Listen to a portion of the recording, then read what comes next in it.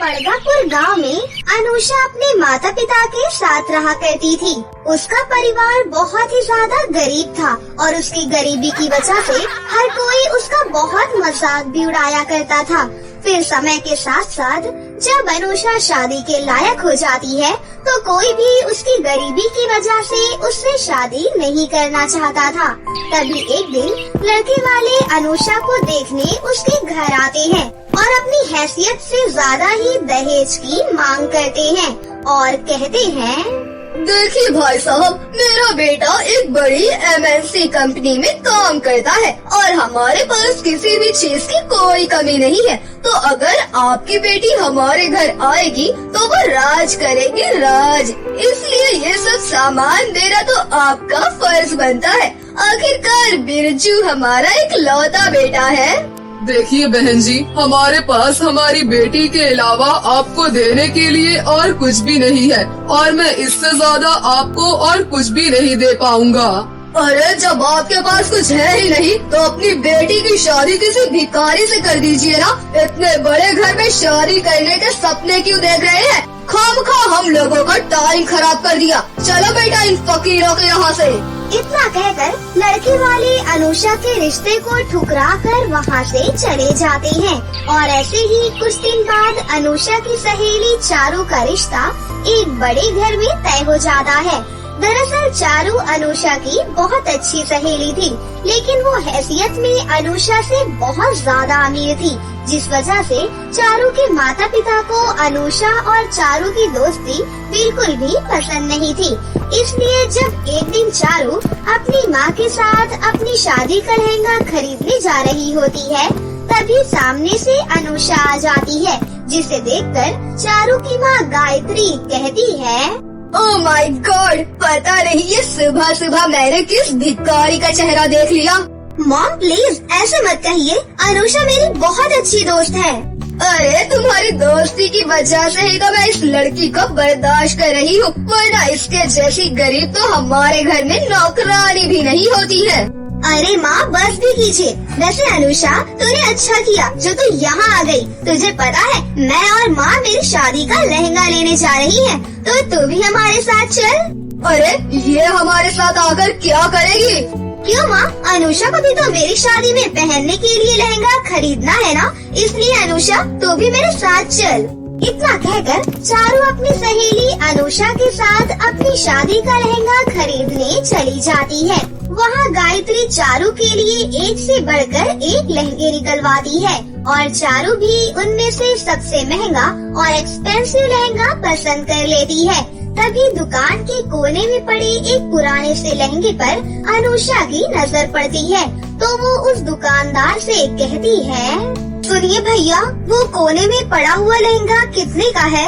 अरे नहीं, वो बेचने के लायक नहीं है, वो तो एक डिफेक्टिव पीस है, इसलिए हमने उसे निकाल कर कोने में रख दिया है। आप ये दूसरा लहंगा देख लीजिए, उसे तो हम किसी गरीब को दे देंगे।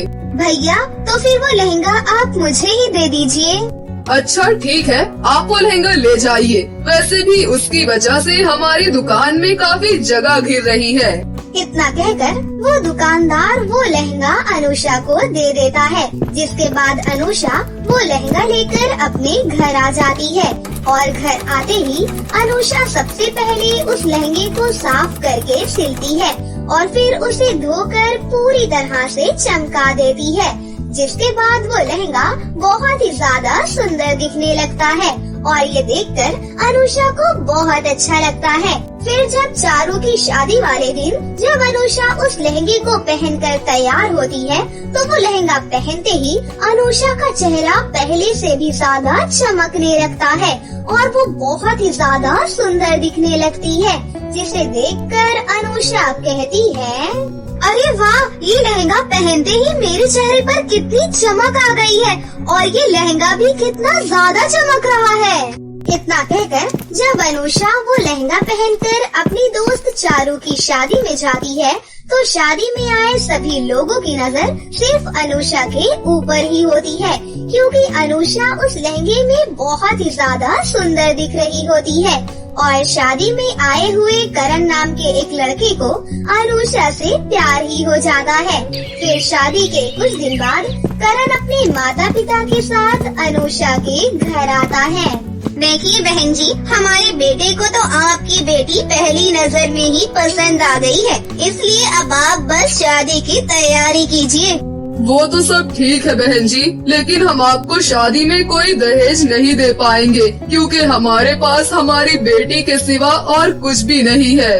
अरे भाई साहब, हमारे पास भगवान का दिया हुआ सब कुछ है, इसलिए हमें आपकी बेटी के सिवा और कुछ भी नहीं चाहिए। हाँ, बस आप हमारे मेहमानों की अच्छे से खातिरदारी कर दीजिएगा ताकि किसी को कुछ कहने का मौका ना मिले।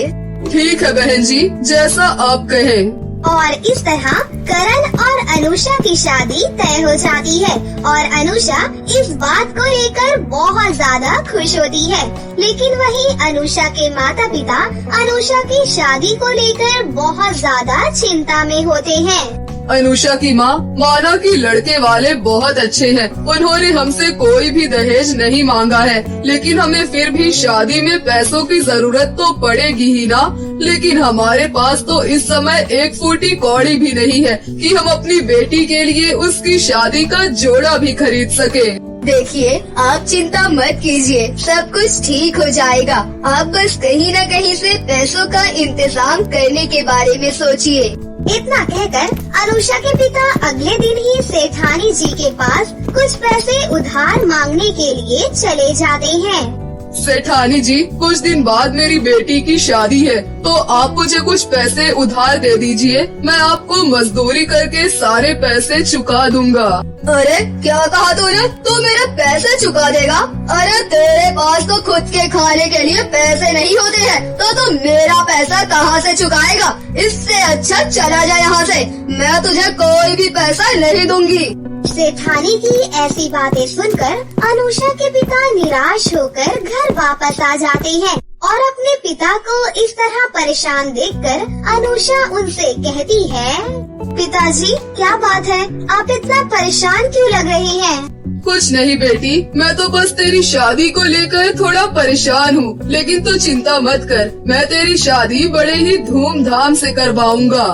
और ऐसे ही समय गुजरता रहता है और अब अनुषा की शादी का दिन भी नजदीक आ जाता है, लेकिन अनुषा के पिता अभी तक पैसों का इंतजाम नहीं कर पाते हैं, जिसकी वजह से वो काफी ज्यादा परेशान होते हैं। और अपने पिता को इस तरह परेशान देखकर अनुषा अपने हाथ में उस लहंगे को पकड़े हुए कहती है, हे ऊपर वाले, पता नहीं अब क्या होगा। पिताजी के पास तो बिल्कुल भी पैसे नहीं है कि वो मेरी शादी की तैयारी कर सके। अब ऐसे में कल मेरी शादी कैसे हो पाएगी? मुझे तो कुछ भी समझ में नहीं आ रहा। अनुषा के इतना कहते ही अचानक से वो लहंगा चमक उठता है और ये देखकर अनुषा बहुत ज्यादा घबरा जाती है और कहती है, अरे ये क्या, ये लहंगा अचानक से इतना चमक क्यों रहा है? अनुषा के इतना कहते ही उस लहंगे में से एक आवाज आती है, घबराओ मत अनुषा, मैं एक जादुई लहंगा हूँ और मुझे कई साल पहले एक दुष्ट चुड़ैल ने पुराना हो जाने की वजह से उस कपड़े की दुकान में मुझे बेच दिया था, लेकिन आज तक किसी ने भी मुझे खरीदने के बारे में नहीं सोचा, पर तुमने मुझे देखते ही मुझे खरीद लिया और मुझे ठीक करके फिर से पहले की तरह बना दिया। इससे पता चलता है कि तुम चीजों की कितनी कद्र करती हो, इसलिए आज मैं भी तुम्हारे लिए कुछ करना चाहता हूँ। तो बताओ तुम्हें मुझसे क्या चाहिए? जादुई लहंगे की ये बातें सुनकर अनुषा उसे अपनी सारी परेशानी बता देती है, जिसके बाद वो लहंगा कहता है, बस इतनी सी बात, तो ये लो।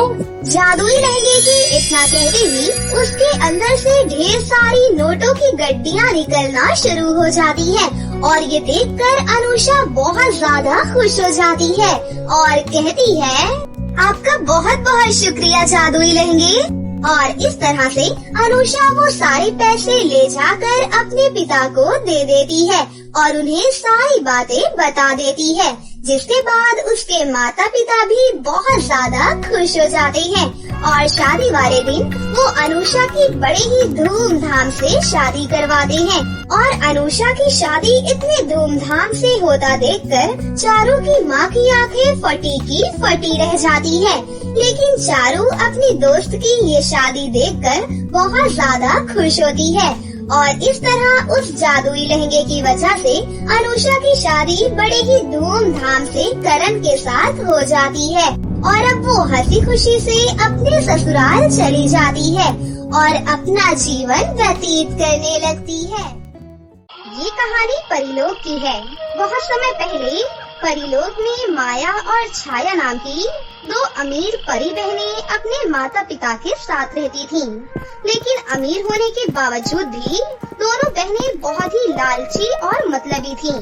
वो दोनों ढेर सारी दौलत हासिल करके परी देश की सबसे अमीर और सुंदर परी बनना चाहती थीं। फिर कुछ दिनों बाद उनकी माँ सिंड्रेला परी गर्भवती हो जाती है। गर्भवती होने के बाद सिंड्रेला परी अपना जरूरत से ज्यादा ध्यान रखने लगती है ताकि उसका आने वाला बच्चा सेहतमंद और तंदुरुस्त हो और उसको किसी प्रकार की कोई परेशानी ना हो। लेकिन वहीं दूसरी तरफ माया और छाया परी को इस बात पर बहुत गुस्सा आता है क्योंकि वो दोनों हमेशा से चाहती थी कि उनके घर पर और कोई वारिस पैदा ना हो। फिर एक दिन डॉक्टर परी चेकअप करने के लिए सिंड्रेला परी के घर पर आती हैं। मुबारक हो सिंड्रेला परी, इस बार तुम एक बेटे को जन्म देने वाली हो। तुम्हारी 2 बेटियां हैं, अब बेटे की भी कमी पूरी हो जाएगी। ये सुनकर सिंड्रेला परी बहुत खुश हो जाती है और डॉक्टर परी को दुगनी फीस देकर उसे वहाँ से विदा करती है। दूसरी तरफ सिंड्रेला परी का पति अभिमन्यु भी बहुत ज्यादा खुश होता है।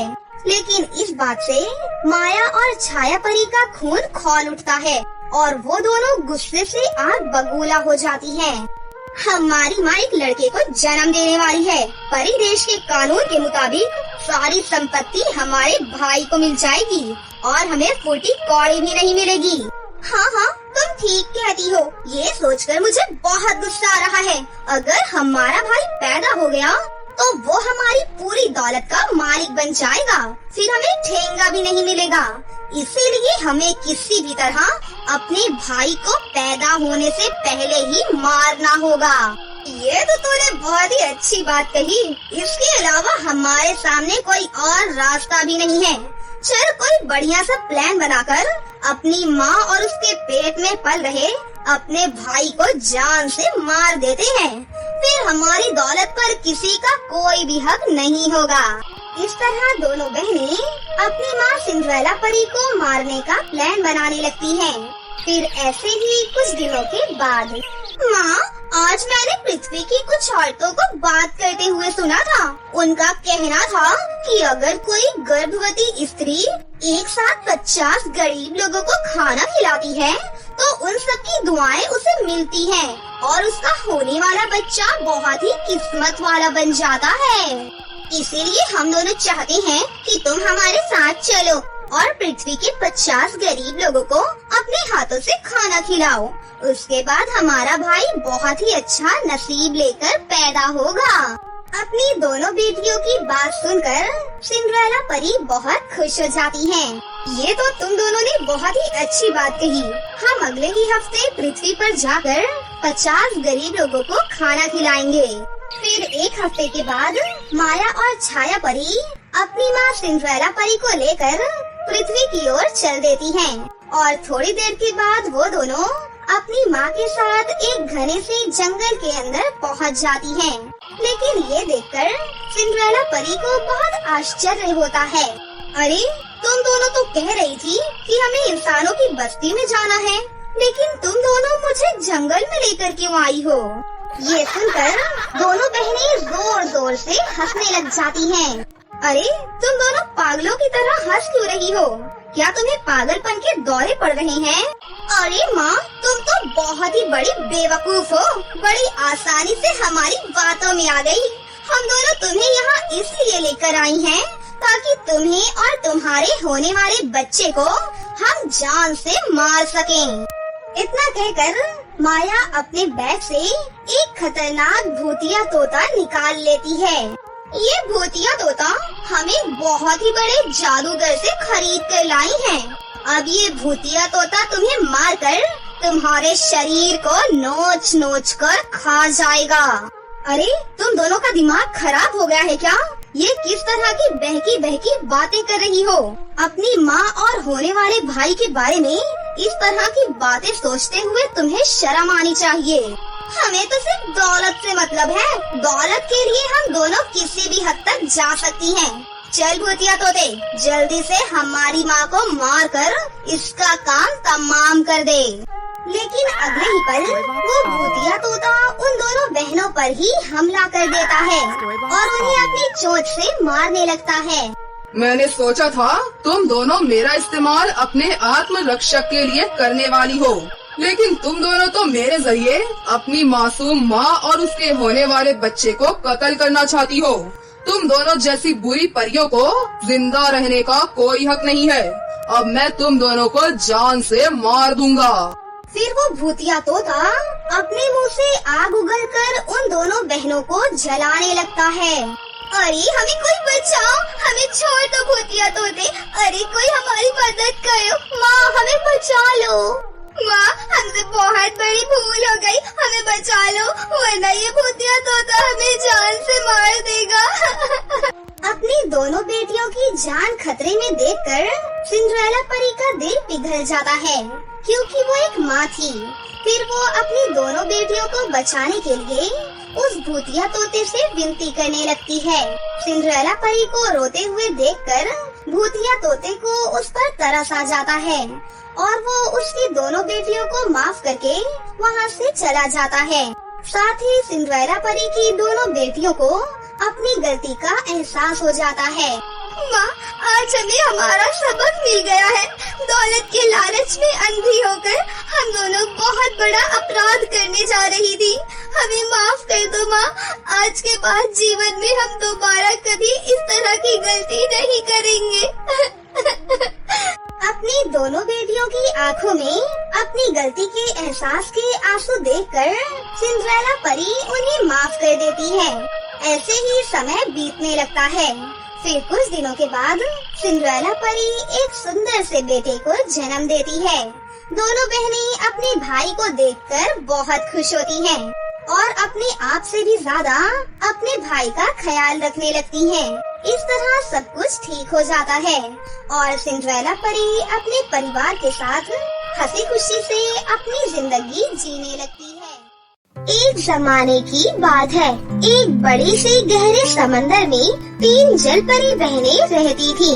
उनके पिताजी बहुत ही सख्त थे और उन तीनों बहनों को कभी भी समंदर के किनारे तक नहीं जाने देते थे और हमेशा छोटी छोटी बातों को लेकर उन्हें डांटा करते थे। हमारे पिताजी बहुत ही गुस्से वाले हैं। जब देखो तब हम पर हुक्म चलाते रहते हैं। अब हम बड़ी हो गई हैं। हमें भी अपनी मर्जी से अपनी जिंदगी जीने का अधिकार मिलना चाहिए।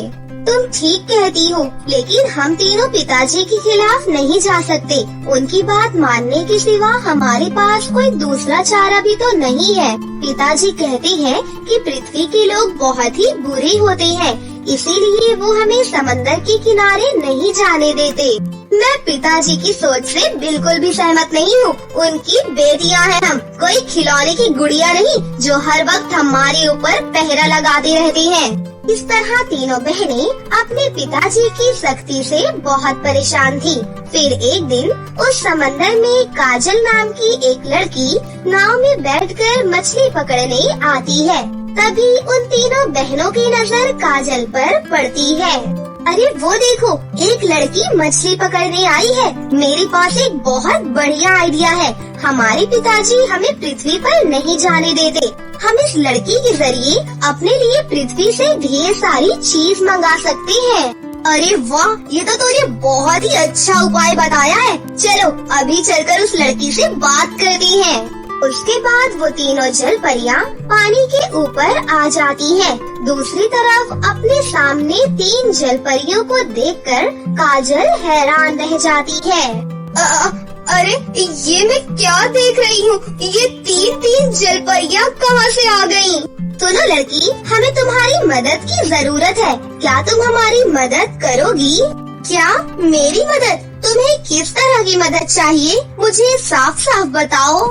हम तीनों बहनों को समंदर से बाहर जाने की इजाजत नहीं है। हमने सुना है धरती की लड़कियां हमेशा सुंदर सुंदर ड्रेस पहनती है और बहुत ही अच्छा मेकअप भी करती है। साथ ही उनके पास तरह तरह के खूबसूरत गहने भी होते हैं। हमें भी ये सब चीजें चाहिए। क्या तुम हमारे लिए हमारी पसंद की चीज ला सकती हो? ये सुनकर काजल सोच में पड़ जाती है। तभी मीरा जलपरी कहती है, देखो, अगर तुम हमारी बताई हुई चीजें हमें लाकर दोगी तो हम तीनों बहनें तुम्हें बदले में रोज 3 सोने के सिक्के देंगी। सोने के सिक्कों की बात सुनकर काजल खुश हो जाती है और कहती है, हाँ ठीक है, मुझे मंजूर है। कहो तुम लोगों को क्या क्या चाहिए?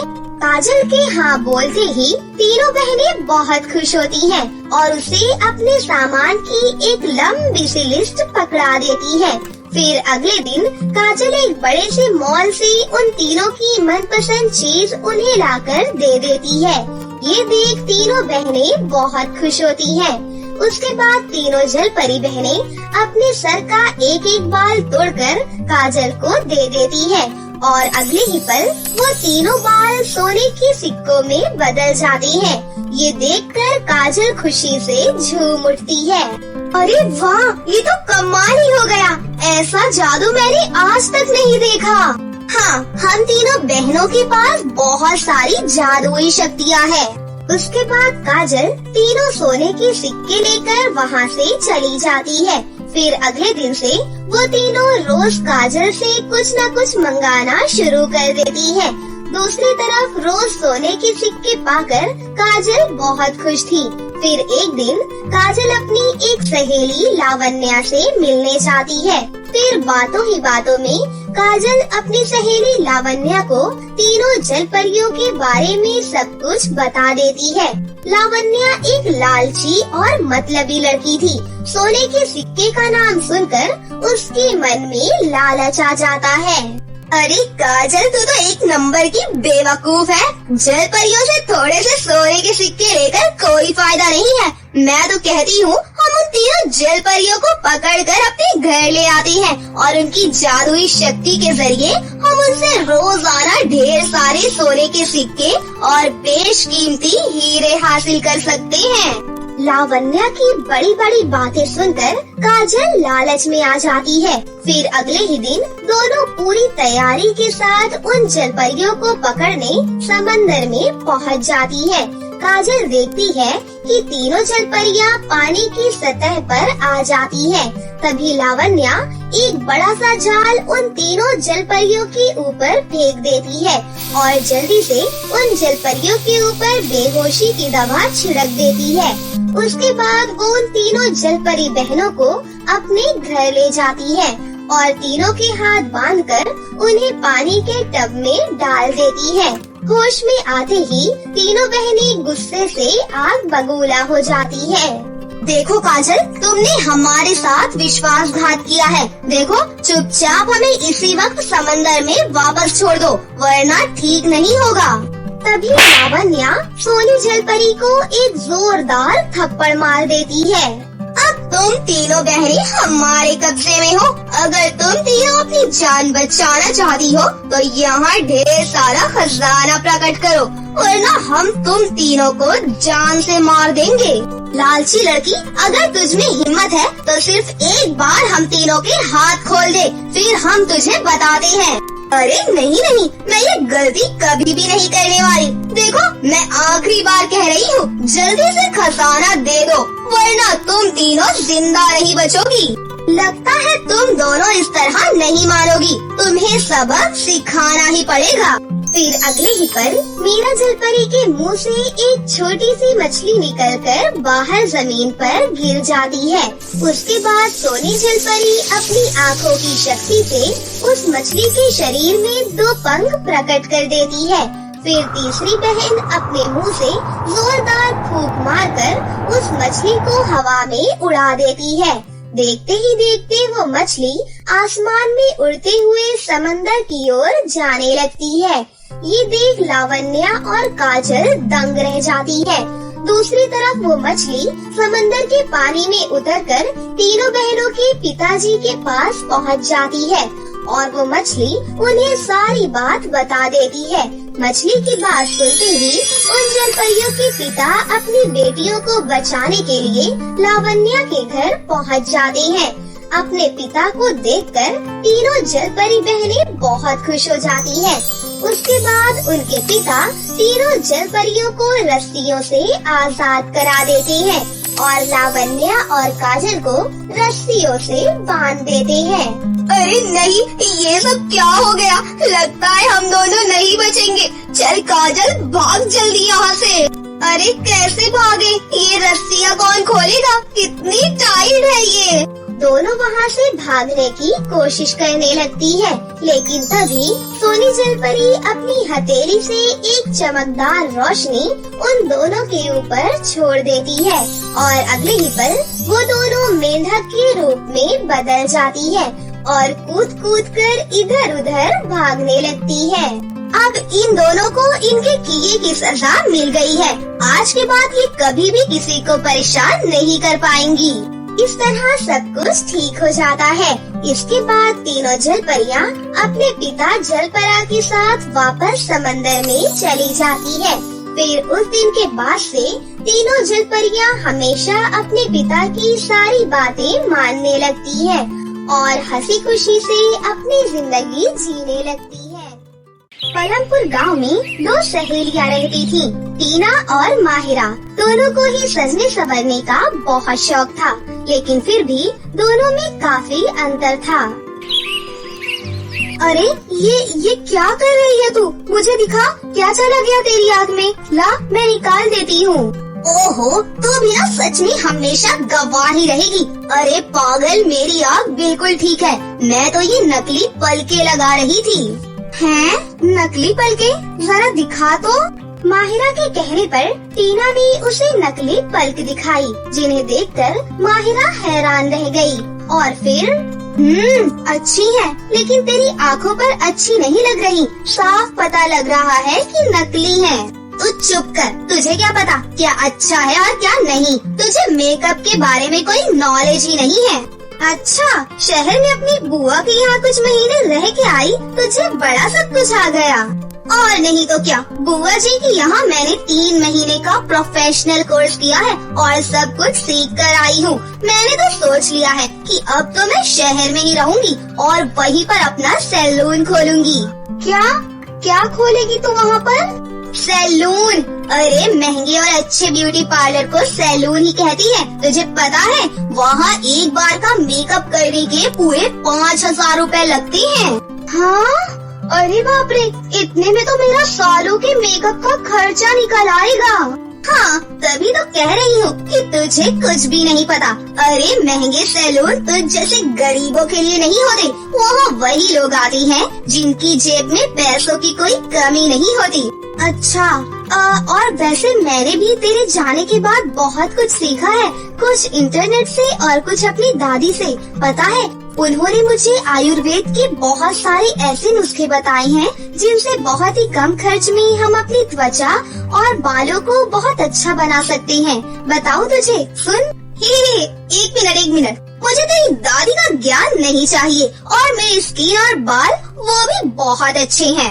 इतना कहकर टीना वहाँ से चली गई।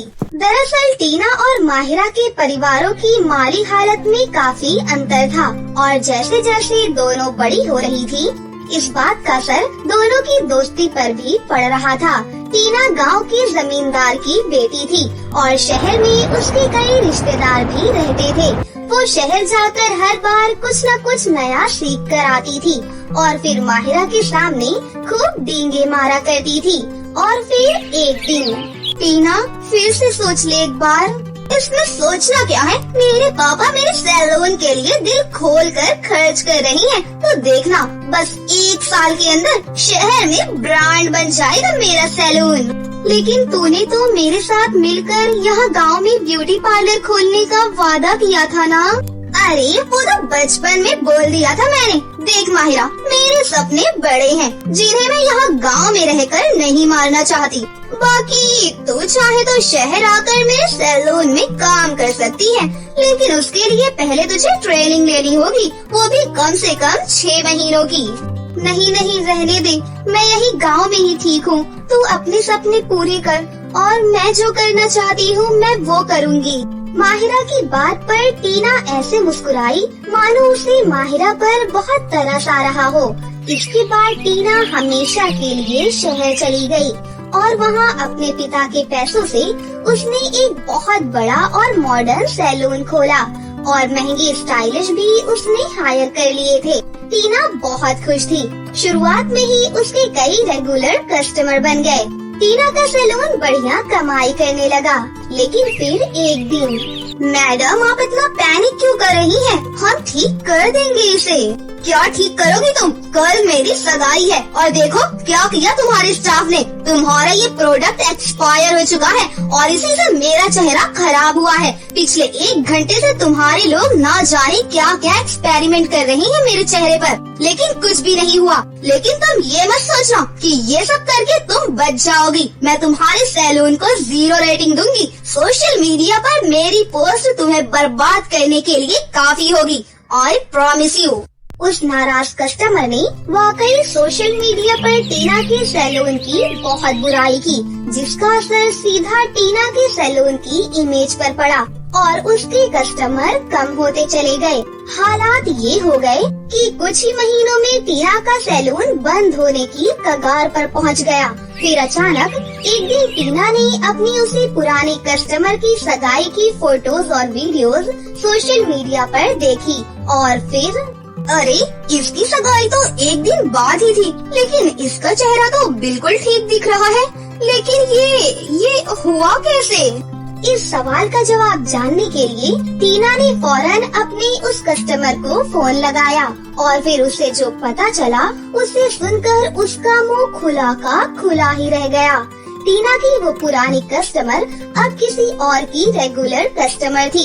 ये एक नया सैलून था जो बहुत बड़ा और मॉडर्न तो नहीं था, लेकिन फिर भी उसके पास कस्टमर की कमी नहीं थी। और सबसे खास बात ये कि वो नया सैलून शहर में भी नहीं था।